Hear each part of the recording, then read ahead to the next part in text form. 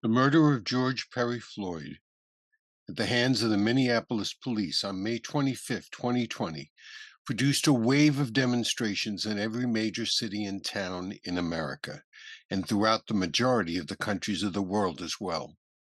In all of these demonstrations, under the banner of Black Lives Matter, an equal number of white, Asian, Latinx, and Native Americans marched arm in arm and in solidarity with their African American brothers and sisters.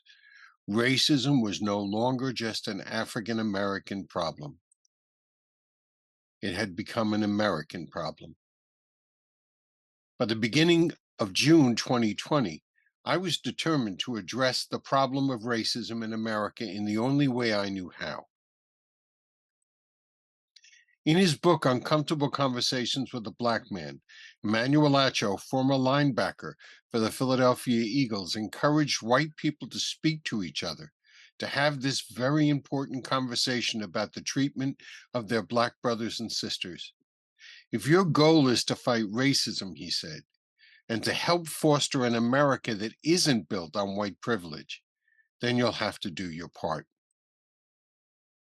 After reading his words, I decided to write a book of poetry that would have this conversation, as Emmanuel Acho suggested, to do my part.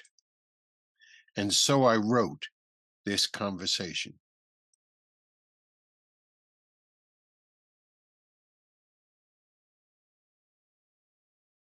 Homeland Freedom, performed by Mbonisi, Zikhali, Zomkhonto. Spiked spears reached up to strike the skies of Menden Kuruoka.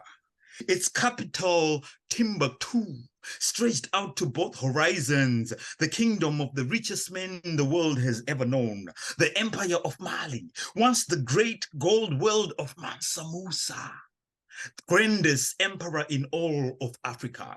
Thousands upon thousands of griots sang songs and told tales to spread the word of brave Mandinka warriors, their language and their laws.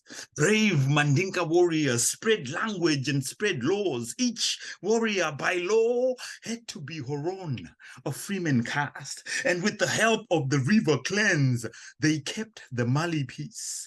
Their Sankara Madrasa held 1 million manuscripts, the largest library in the world since Alexandria.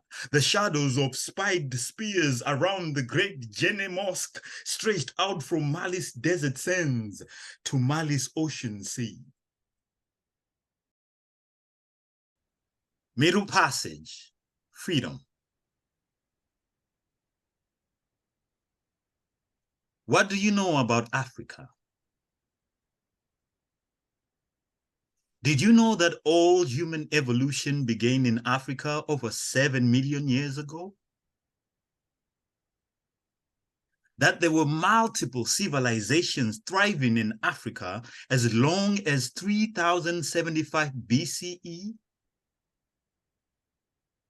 We study European history in school because, according to our history books, it was Europeans who settled America, not the native peoples. But what about the African Americans?